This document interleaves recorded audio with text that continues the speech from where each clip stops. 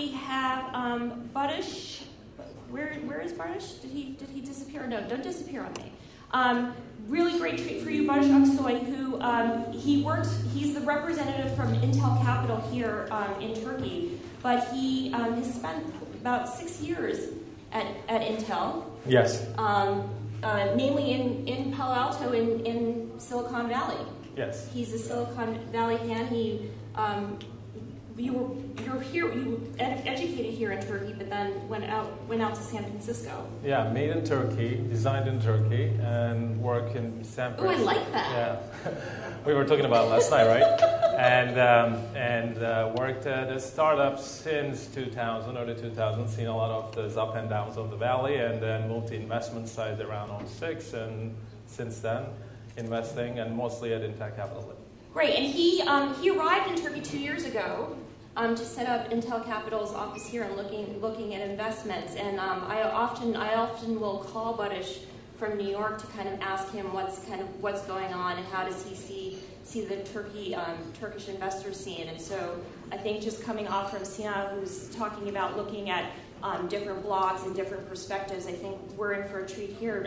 He'll talk a little bit about Intel Capital and his insights, but please definitely tap Barıs in on investments not only in Turkey but just on a global scale. And I'll hand it over to you. Yeah, clipboard. A clipboard? Yeah. No, I don't do PowerPoint. I do PowerPoint. I love PowerPoint. There you go, an engineer. Okay, this is my second e-to-home, and every time I come here, I mean, it is the second one, but other events, I keep talking about this power of the e-to-homes network, which Sina was alluding to it early on. It's such an important part of the overall ecosystem, and I hope you'll take advantage of this great group of people today, and also stop by and say thank you to the e-to-home crew who put this together. Thanks again for inviting me. Is there a right there. So I want to talk to you about a recent observation I had. And before starting off that, I want to give you a quick overview of Intel Capital. And obviously it doesn't work.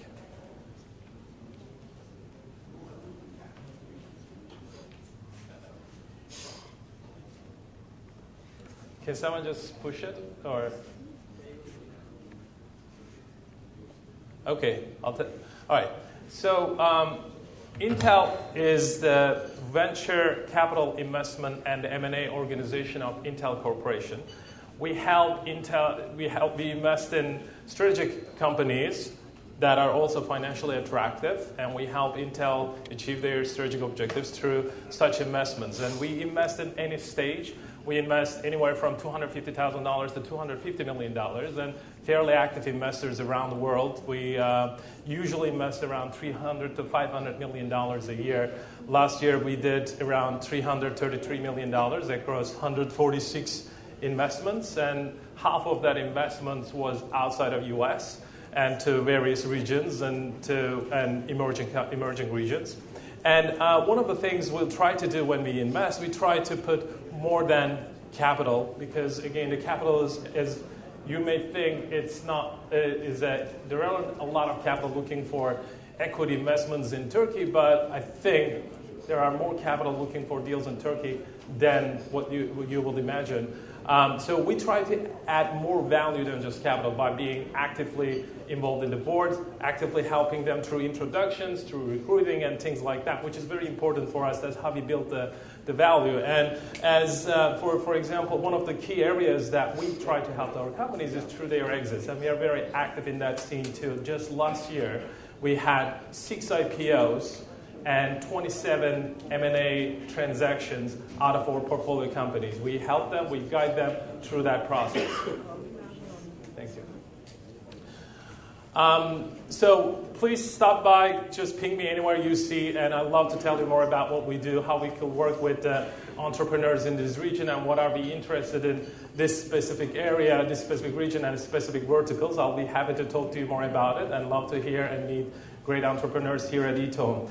But so I want to now talk to you about that recent observation that I have, which is maybe you may find it relevant too. So I made a presentation at another eTone conference, I think a couple of weeks ago.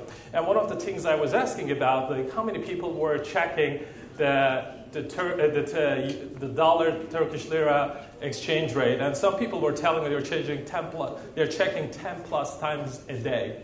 So I found it really interesting because it's such a big macro issue. Obviously, it affects a little bit our lives, but it's again now that was 6 weeks ago or a month ago, I can't remember now. But now things have changed. But whoever were checking all those, spending time to check these currencies and getting depressed and not looking into your companies, just lost a lot of time. So and then also, I lately see some of these entrepreneurs telling me how depressed they feel, like the guy down there. They almost feel knocked down by the regulatory changes, by the economic weaknesses, the currency fluctuations, the political instability, and these macro issues, in addition to all the things you usually have in your entrepreneurial venture. Like, it's your best guy leaving to a competitor, your competitor launching the same product before you do, and things like that. So while I think those are really tough problems, especially these macro problems not helping you raise money or go get acquired, I also believe that it's not important in the long run. These things, what important is how valuable product and service you build. If you build a valuable product and service that taps onto the disruption cycles, in the long run, you will succeed. Let me give you an example from US. So this is the investment dollars and the number of deals across years in US. So you'll see a big peak in 2000, and then a huge cliff down to 2002 area. And 2002 to 2005 is known to be the nuclear winter in Silicon Valley. There were almost no new investments being done. So this picture doesn't reflect exactly because this captures all the investments. It doesn't show the new investments. The new investment is grimmer picture, right? There are very few companies who were raising money at that time. US went through the 9/11, bunch of problems in the stock market. People were not investing. VCs were not raising funds. So it was a very grim outlook. And during that time, there were a couple of companies started, right? LinkedIn, Skype, Android started in 2003, which is the middle of that nuclear winter. There are a bunch of other ones, the Facebooks, the Kayaks, to even TechCrunch, right? And if they built, and they did, a valuable product and service, they were able to build a long-term value. And if you probably heard last night that WhatsApp got acquired by Facebook for $19 million. And that company started when? Do you have any guess? 2009. The other dip. When the market collapsed, when the financial markets in US totally collapsed.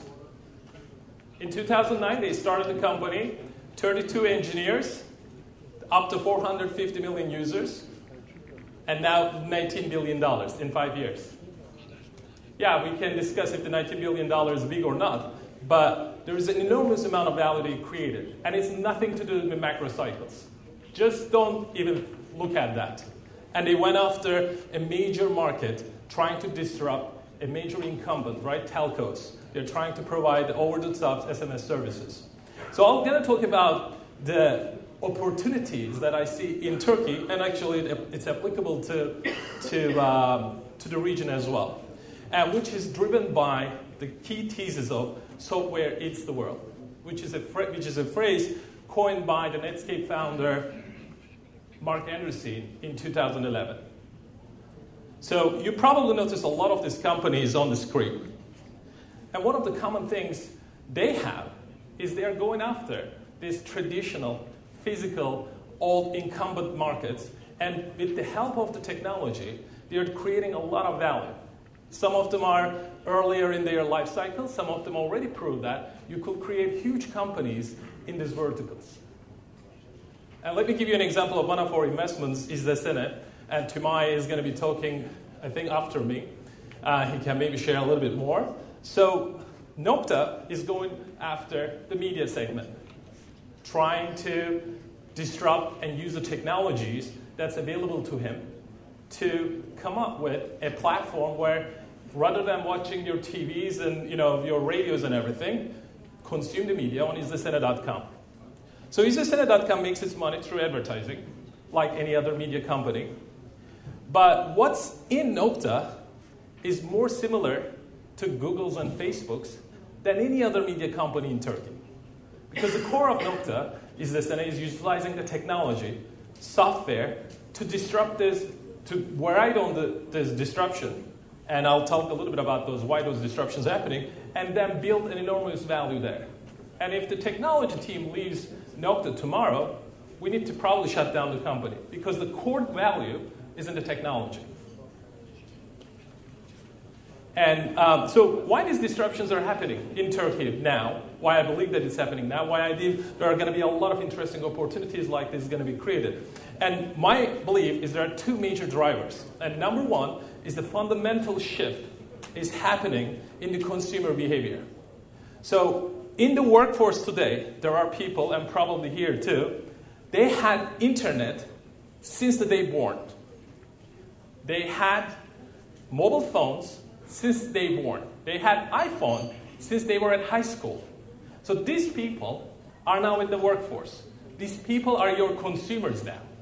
The way they consume, the way they buy at the enterprise is not going to be the same way that their seniors or parents do. It's going to be very different. So and most incumbents don't get it.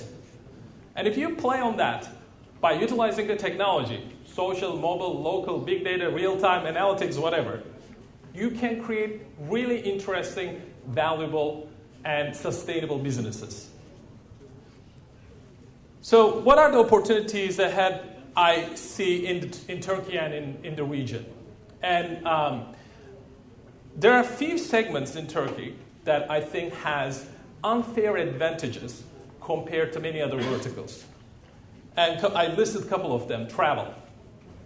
I'm a big believer in that segment, despite there are some challenging market dynamics. There's a huge opportunity. Turkey is, out of the whole world, the number 6 most visited country, and we live here.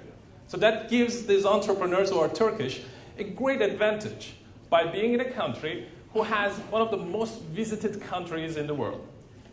Number 6, defined by the World Tourism Organization. And the financial technologies. We already had 2 exits in this space lately, Provus and Positron, right? Financial technologies is one of the key parts in Turkey where I'm surprised not seeing a lot of entrepreneurial activity. In Turkey has, in terms of banking technologies, ranked in top 3 in the world in terms of technologies, financial technologies created. England, France, and Turkey. Not in any specific order. So you have the engineers, you have the business people who spend lots of time in these things, and now you need to use these people, you need to tap into these people in financial technology services to create your next big ideas. And I wish I see more deals there. Education. Right now we are running the largest government-supported educational program in the world, Fatih Project, $15 billion, and you live in Turkey. How are you taking advantage of that? There are guys in Brazil taking advantage of this deal in Turkey, but how are you taking advantage of that? That's your unfair advantage. And there are underserved markets, SMEs. Turkey is built on small and medium-sized enterprises. We talk about the consumer, fundamental shift in the consumer behavior. People who are buying those services or who are running those SMEs now are not going to run like their fathers did. They're going to use software, mobile, or iPads or tablets to run their businesses, from accounting to CRM, customer relation management softwares. So this is a huge opportunity, right? So Zuckerberg has a famous saying, I think it was right around IPO, about every single business will be disrupted by social media. I totally agree with that, and it is being happened. But there are a bunch of other trends or technology cycles that you could put that term in perspective, right? Every single business will be disrupted by mobile, big data. How many of these big companies, large companies that you see around taking advantage of the big data? How many times you get irrelevant messages from the large telco or your favorite retailer? There's a lot of things to do, and those opportunities are untapped in Turkey. So that's why I believe that there are huge opportunities now, and that's why the long-term cycles don't even matter when you see these kind of disruptions happening in the market. So take advantage of that. Be bold. Go for the big vision. Thank you. Thanks, Barıs. Disruption, the nuclear winter, that's very bleak, isn't it? Wow. It was. I mean, it was. And we are not there, by the way. We don't have anything similar to nuclear winter in Turkey. No, nothing like that. We're in way better And conditions. you hear that often. You hear how the big successful companies always started at a downturn and when things weren't going well in a market and when there was turbulence. I mean, and not just the companies that you listed, but in going back, Microsoft is, I think one example of that, and all the old telephone companies. But I think one thing here when we're talking about the social disruptions, and it's really interesting the perspective of travel, financial, education, and financial and education. SMEs, government, healthcare. But I'm glad that you brought up government because I feel as though you do have the established companies who are also trying to weather the disruption, and you have the entrepreneurs who are seeing an opportunity. I know from my own personal experience in New York, a lot of these companies like Uber and Airbnb, the shared economy, and we talked a little bit about this, they're running up against government regulations who are trying to protect the establishment because there is a disruption going on. But then how do you actually, if you're an entrepreneur and you see an opportunity to do ride sharing or to do apartment sharing or to do something in travel, but you do have the establishment, how as an entrepreneur do you go about trying to tackle that? My take on that is, obviously that's going to make the life a little tougher for Airbnb, but at the end of the day, if there is a disruption happening in terms of the consumer behavior, if I'm going to be pushing for that as a consumer to go at a cheaper place, more convenient place, if I want to stay there, I will find a way. It may not be Airbnb at the end of the day, which is when you look at the music industry, it started with Napsters and all those guys, and now look at Spotify. They found a model that works for all the people, and now they're going to go public. So it is going to happen. I can't say if it's going to be the Airbnb as a player who make this happen, but it's going to be someone who's going to build on Airbnb, or maybe Airbnb will find a way to manage that. But it is going to happen. Right now, I'm not sure how many of these people are Spotify users. But Spotify, find that model that works for the government, labels, users, and take advantage of that. And I think it is going to happen. You cannot stop it. The other thing that really leapt out at me in your presentation is about the disruption. And talking about one of your investor companies, Nokta, is really kind of what makes the difference is the team. Yes. And the talent. Can you just maybe say, really kind of emphasize that point? Because I have to say, going around the world and looking at entrepreneurs, people often assume that an entrepreneur's greatest challenge is capital. One thing that I found is one of the greatest entrepreneur's challenges is actually finding talent, very good talent. Not only managing, but also getting employees to come and work for them. Yeah, talent is what makes us big companies, right? If you ask any of them. And that's why I mentioned that unfair advantages, because those markets, those industries, have those talented people working for larger corporations. Like if you do anything in financial services, chances are you're going to get this great guy from Guarantee Bank who's been working on this cutting-edge technology way before you even think.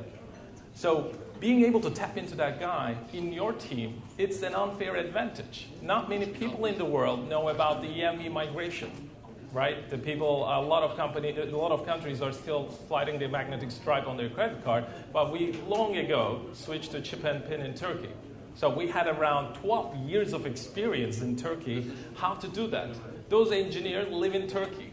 They all live in New York, because I'm one of the countries where we still struggle. And if U.S. is going to go through that, which you can, this is your unfair advantage, build a company, tap into these people, create an amazing product, valuable product or service, go after the U.S. market, because not many pockets of talent exist like that around the world. I mean, this is true for other parts like gaming. Unfortunately, we don't have that talent base. We didn't have EAs or Rovios or Digital Chocolates and things like that in Turkey, so we don't have a lot of talent in that segment specifically.